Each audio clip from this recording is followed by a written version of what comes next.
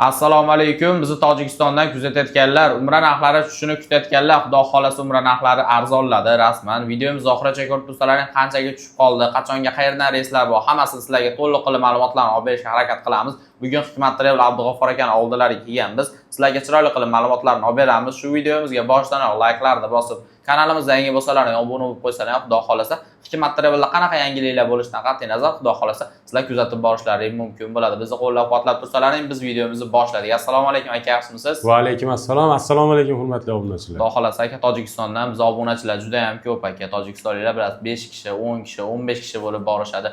Bunaqa chiroyli narx qilib beringki aka, kelishsin Tojikistondan atalab kelishganiga, O'zbekistondan umra safariga borishganiga arzisin aka bizning narxlarimiz. Xo'p bo'ladi. Toshkent narxlari tushdi.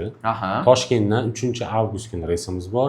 5-avgust kuni, 6-avgust kuni, 8-avgust kuni va 10-avgust kuni reyslarimiz bor. Aha. Bularning narxini $895 qilib beramiz, xudo xolasa. $900 ham emas, $895 dan xudo xolasa. Bemalol aloqaga chiqib joylarni bron qilishsa bo'laveradi. Vizasi borlarga yana $100 dan arzonlaydi.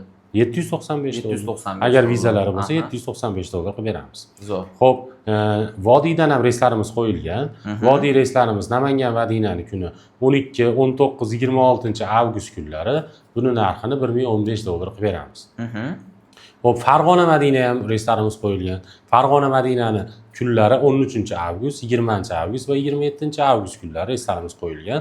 Buni narxini ham $1015 qilib beramiz. Bemalol aloqaga chiqinglar, joylarni bron qilishlaring mumkin. Shu nomerlarda Telegram, WhatsApplarimiz ishlayapti.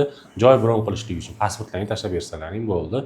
Qandaydir jindekkina zakolat tashlab berasizlar, qolganini aeroportda hisob-kitob qilaveramiz. O'zlariga qulay bo'lgan joydan xudo xolasa ketsa bo'lar ekanda. Ketsa bo'laveradi. To'lov masalalari ham shunaqa, xudo xolasa. Ozgina zakolat tashlab berishadi, qizil pasportlar bilan, keyin qolganini aeroportga borgandan keyin hisob-kitob qilinaveradi. Shunaqa zagorat pasportlarni tashlab berasiz. Zo'r. Endi aka borishgandan keyin shart-sharoitlar qanaqa bo'ladi? Xo'p, sharoitlarimiz Madina Munavvarada 200-300 metr gостиницаlarimiz uzoqligi, Makka Mukarramada 1 kilometrdan 2 kilometrgacha. Qaysi biri bo'sh bo'lsa, o'shga tushadi. Madina Munavvarada 2 mahal, Makka Mukarramada 3 mahal o'zbek milliy taomlari. Xo'p, bundan tashqari Madina Munavvara ziyoratlari, Makka Mukarrama ziyoratlari, Qizil dengiz sayohati ham bu turimizni o'z ichiga oladi. 50 boshimiz aeroportdan iloji boricha billa borib, billa kelishadi, xudo xolasa. Bundan tashqari firma tomonidan kamzil, so'mka, bejik beriladi.